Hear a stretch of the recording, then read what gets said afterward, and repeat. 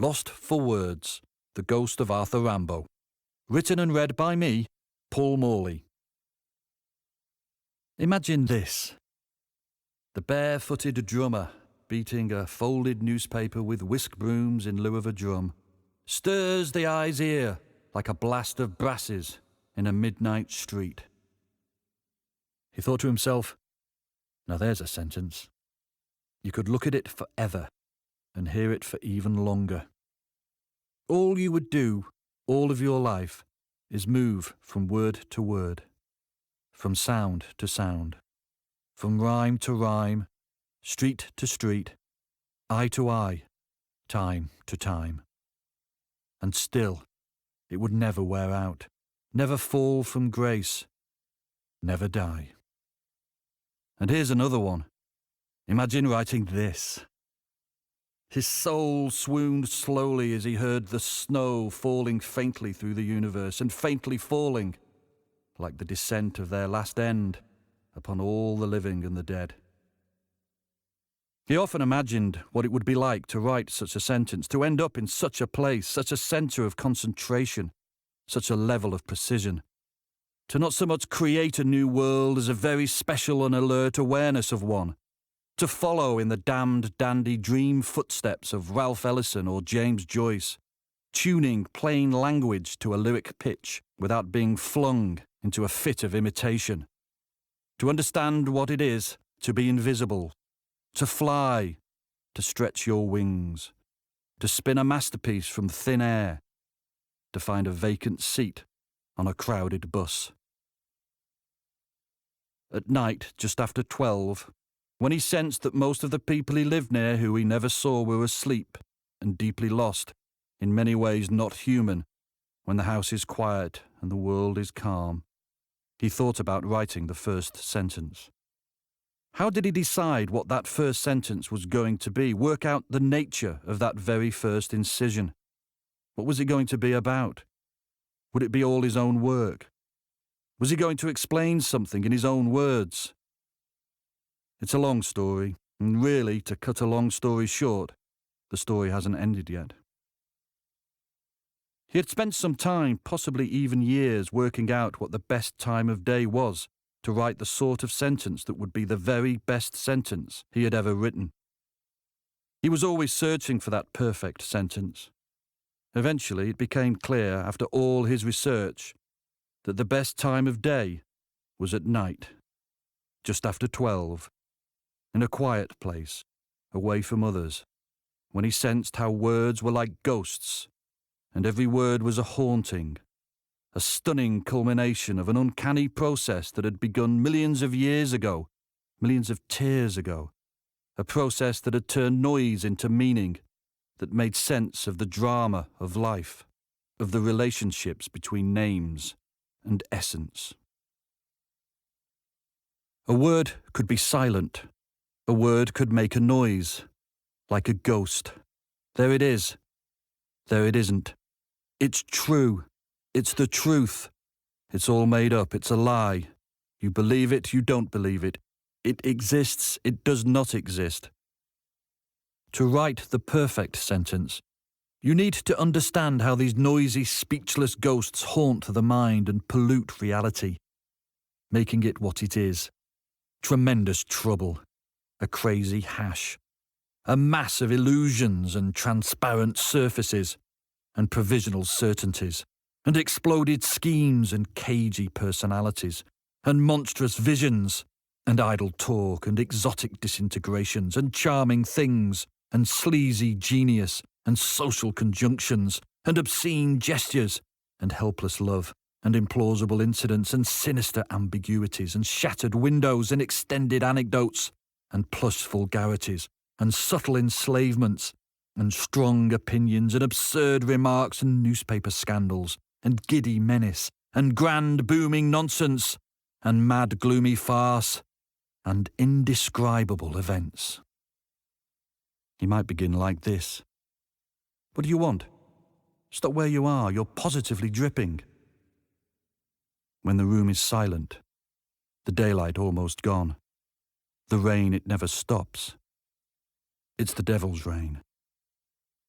And I shall go on talking in a low voice, while the sea sounds in the distance, and overhead the great black flood of wind polishes the bright stars.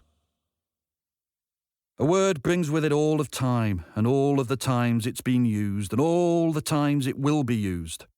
A word is alive, no matter how many times it's been used, how mundanely or roughly or sublimely, at the end of a journey, at the onset of violence, for no good reason, just to pass the day, to ask the way, to ask for nothing in particular, to answer questions, to say hello, to say goodbye, to remember things, to forget things, to get on your nerves, to choose something from the shelf, to make arrangements to meet, to solve various mysteries, to compose monthly reports on nothing in particular, to begin, perhaps, a campaign to retake the universe.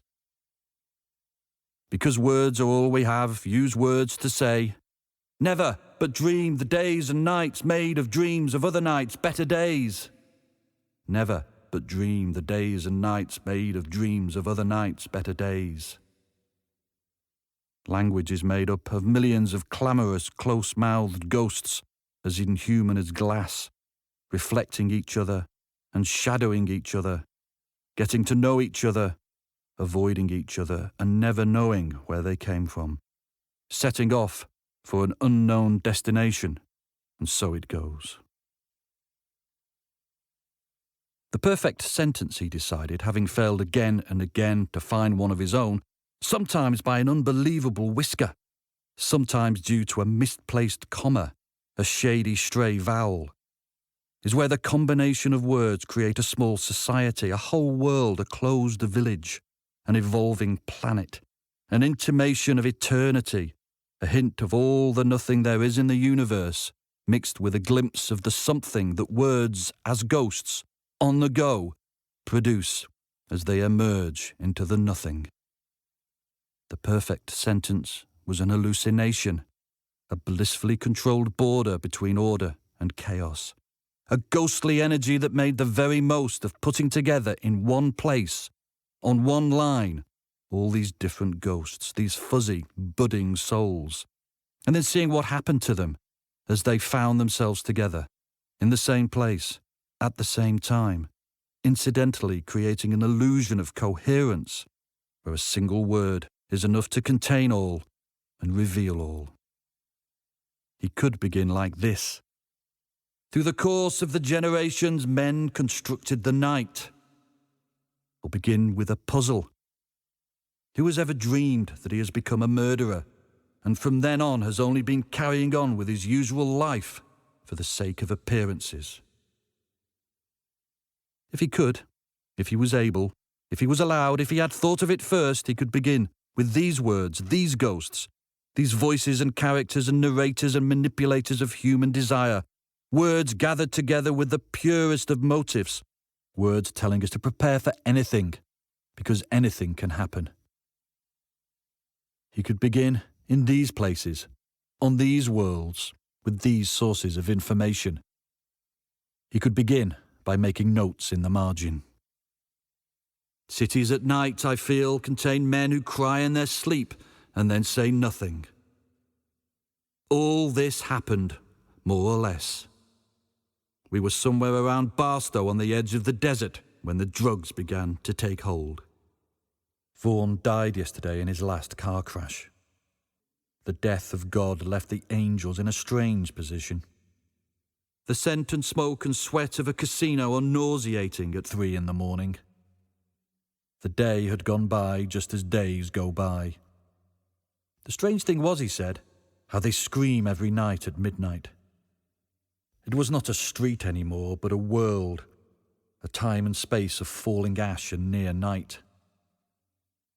The most merciful thing in the world, I think, is the inability of the human mind to correlate all its contents. What's it going to be then, eh? All these sentences, seeing the world from just inside its surface, putting words in other people's mouths, launching heavy objects into space, moving scenery, measuring space, changing everything into words and back again, struggling against oblivion, capturing the fiery beauty of the world, leading to thousands of other sentences. He thought, imagine writing a sentence where the words could break jaws like they were fists. Imagine writing a sentence that could send you mad, if not simply mad, about writing. At night, just after 12, no one to be heard, surrounded by space, a void not yet filled with words, as if the world does not exist or needs urgent rediscovering, wondering how best to get inside his mind, and therefore inside the mind of the reader, thinking of this madness and the ghostly words that inspire such madness, where words can send you. There in front of him, and therefore right inside him, there came the ghost. The pale, blank, black-fingered host, the son of a ghost, dead to the world, deadly intact, gliding noiselessly, motionless whirlwind, there, not there, cursing and spitting, half-closed eyes, pig-headed pride, bitter mouth, coated tongue, torn pockets, flea-ridden jacket, skewed necktie, tears of milk. A left hand of darkness, delinquent, saint, king, slave, god, worm. Eagle chained to a rock, bad seed with a golden spleen, cocky, needy, beast-shaped bum. High-minded lowlife, blue-eyed babe in the woods, born with his eyes open, the squatting child, transcendent adolescent, lord of puberty, teenage tyrant, bumpkin sadist, Peter Pan and feral, boy with a pipe, extraordinary boy in extraordinary times, destroy all imbeciles, dazzled eyes, tortured heart, azure snot, legs akimbo, prominent groin, heartless genius, divine pervert, incandescent anti-hero, impudent vagabond, pirouetting spite, spewing braggart, posing misfit, ruthless malice, orgasm addict, penniless rogue, great criminal, stampeding barbarian, shagged-out shaman, the perfect anarchist, bathed in radiance, limbs of iron, sulky, slutty, sickly, sticky, seer, sage at 17, grey-haired, legless and exquisite corpse at 37, bathing in the poem of the sea. A magic ring of bone, the black muck of March, the doors of perception, the radiant sin, the tenacious gland, the beautiful madness, the candour of his odour, thief of the night, despicable reputation, excess of existence, the crystal sweetness, the lack of tact, the queer couple, tempers frayed, the great sick, the green-eyed devil born of absinthe, claws bared, shining with 1,000 rays, 144 proof, Camden Town scuffles, bedbugs, lice and fleas, furious tongues, partners in crime, the slow-moving shadow at the base of the belly, the anus of Verlaine, the prick of a needle, semen agent, coming of age, moist with love, rubbed up the wrong way, blazing under love's first spell, insatiable hunger, stinking of tobacco, musk and travel, infernal bridegroom, eminently narcotic, self-created, self-mediated being, monster of cruelty, evil angel, halo of flowers, nest of sobs, bungling prophet, burning priest, debauched urchin, Zen lunatic, sensual alchemist, broken ego, closet sin, voluptuous torpor, holy dread, intense pressure, infant Shakespeare, buggered Blake, sweet-cheeked De Quincey, the Rolling Stone, once upon a time, the Jean Genie, do the Watusi, belonging to the Beat generation. From the spit gaze and purity of Poe-faced hero Baudelaire into the loud-mouthed New York arms of the Voidoids, horses, and little Johnny Jewel, the greatest show in town. An eternity of damnation. An infinity of delight, saviour of the human race. Lost in translation, the last poet, the post-poet, self-improving, self-destroying, pure dynamite, animal spunk, beautiful liar, fabulous opera, circus freak, gobby bandit, nimble cabalist, noble ambitions, bleeding meat, city scumbag swelling cult, ready for the kill, tongue-in-cheek, myth-making mule, oh sweetness, blue wine and vomit in a pool of filthy blood, the purple perfumes of the polar sun, God snoozing through holocausts, shattering kneecaps on splinters of truth, the proving ground of the spirit, comatose ecstasy gradually subsiding, beating death to death just shy of 20, burying the dead in his belly, a cult hooligan, torn romantic, on the road, tramper of the highway, walking away from madness